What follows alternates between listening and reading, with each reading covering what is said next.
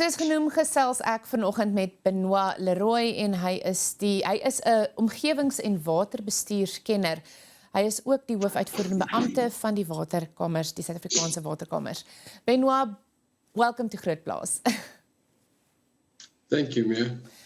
Let's talk water at the moment. I don't want to say there's a water crisis, in case there is, but what is the water situation in Gauteng, in other provinces at the moment? So we had a debate at a conference 2 weeks ago whether we're in a crisis or not. An overwhelming majority of the august panel was very clear.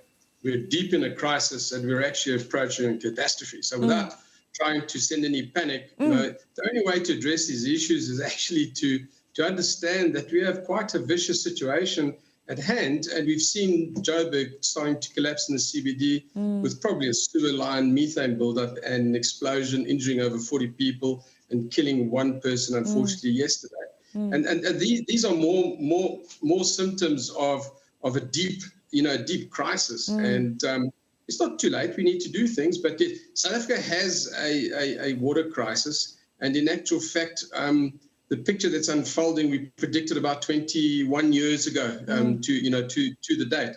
So it's unfolding as predicted, unfortunately, and it's a bit of a scary movie because we know the script. We just need to find the directors to change it somewhat. If I ask the question, where are some of the hot spots at the moment? If you can break it down for us. We are looking at, we hear and we see in the news that, water shortage or so-and-so. What is that practical picture at the moment?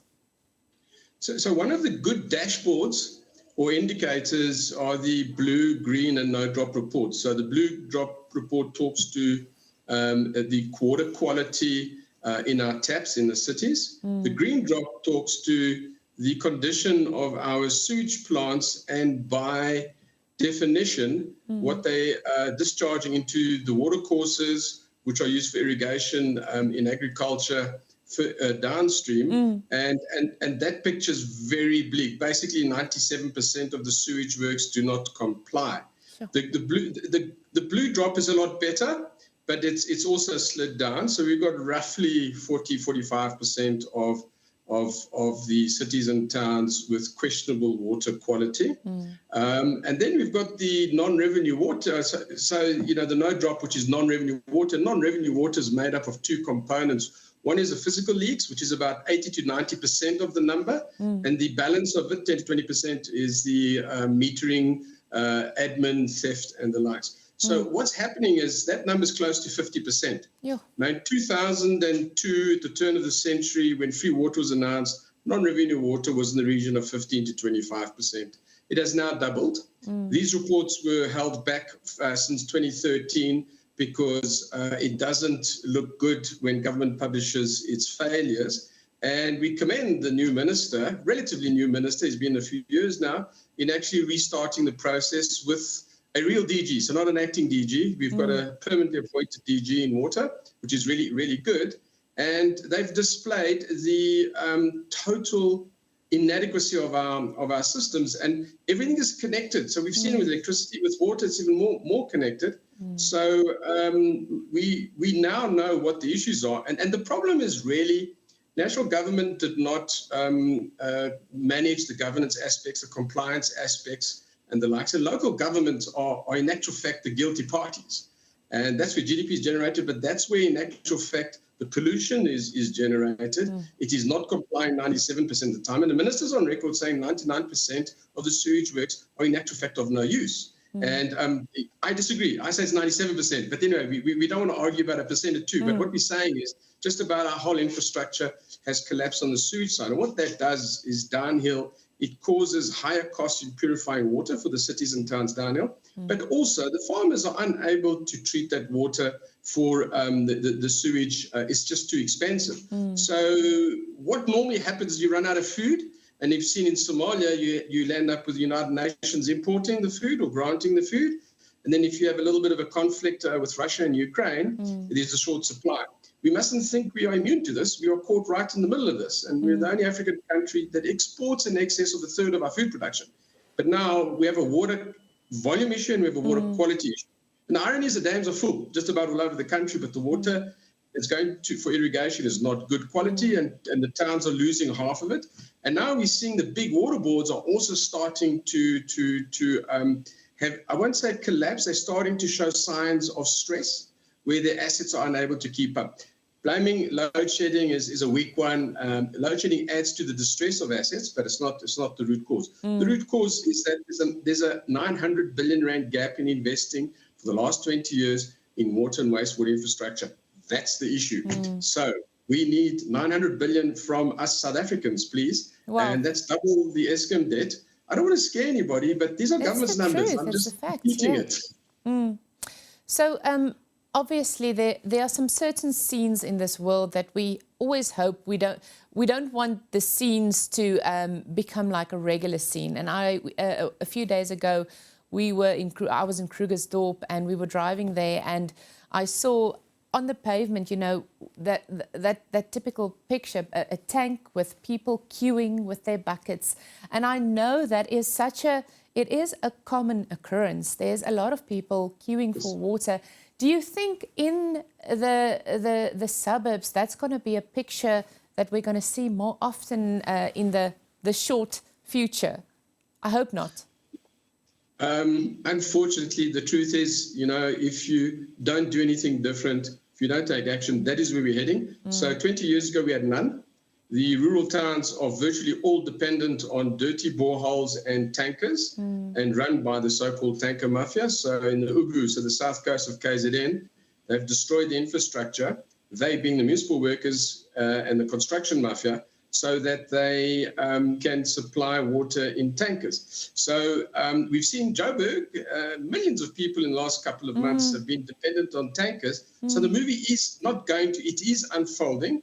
And the problem with the tankers is that, firstly, it's unsustainable. Secondly, you're introducing a break in the supply chain. Now, in food production, you shut the factory if this happens, because you're going to get, pathogens, bacteria and viruses that potentially can come in. And we saw it. It killed nearly 40 people or over 40 people with cholera. And that's purely due to tankers. We're 99% sure. The authorities haven't been able to find it because, this happened a while ago. So we cannot introduce the tankers. If it's going to be, well, it is becoming a permanent feature, what we need to do is introduce quality control where we're able to, and the technology is there, so it's not a technology issue, is able to track the provenance of the tankers and have a quality certificate with a quick test to make sure that what goes into the tanker is at least clean. What goes out of the tanker into containers introduces another problem. So that water needs to be disinfected, stroke boiled, for people to, if they're going to wash in it or cook in it, or drink it. And, the average folk cannot afford bottled water, so that's not a solution either. Benoit, tell me about you as the water chamber. What direct impacts have you seen? I mean, we can speculate it's infrastructure, it's not maintaining infrastructure. There's a lot of factors that contributes to this crisis we are in. What are some of the direct impacts you've seen in SA at the moment? So firstly, without water and energy security, you cannot attract the reindustrialization, foreign direct investment we need for manufacturing and the supply chains for manufacturing. And we've also seen that we've flooded Durban, and that was completely, it wasn't due to rain, that was completely avoidable because the infrastructure wasn't maintained, and that caused the flooding. Luckily, Toyota and the OEMs have decided to stay, but they have also been very clear this is the last time.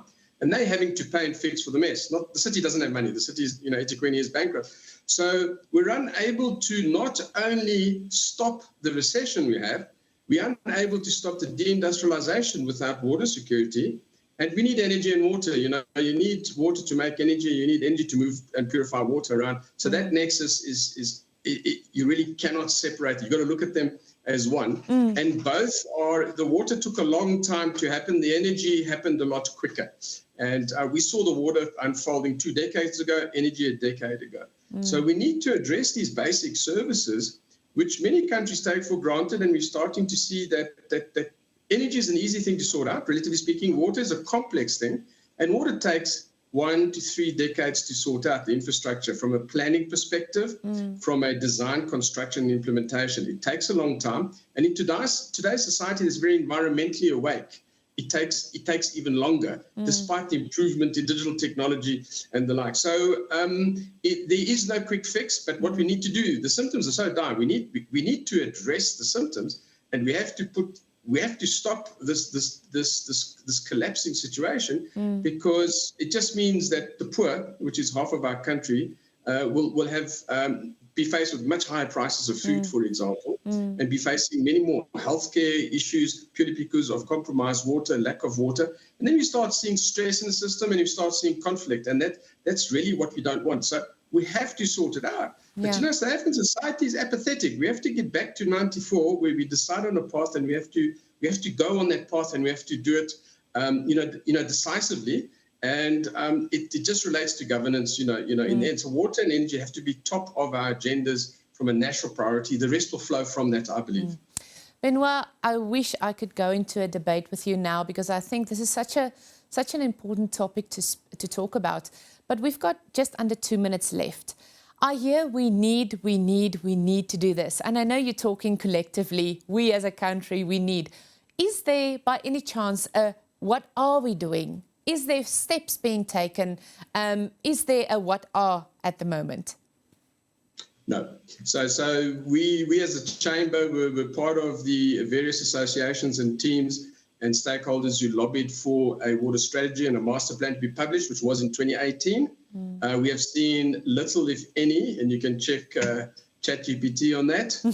We've seen very little projects actually embarked upon, and they have to be done at local government level. And what's happening is it is not being done. So unfortunately, it is talk shop still, and we need to change it. We can't look at the past all the time and trying to fix up what we did and didn't do in the past.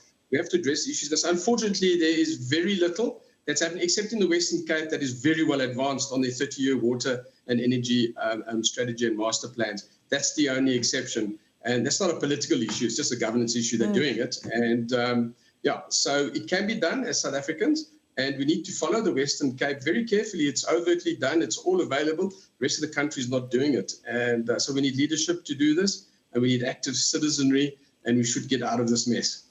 I really can't wait for a day where that we need turns into a we are, and I'm looking forward to it. And I know you guys at the South African Water Chambers are playing your part. Thank you for your time this morning. I really appreciate it. Thank you for your interest in water. Dankie dat jy ingeskakel het. Ek hoop dat dit jou darm nie te ver van pad aftrek vandag nie. Daar's altyd oplossings. Dankie dat jy ingeskakel het. Ek en jy sien mekaar môre weer.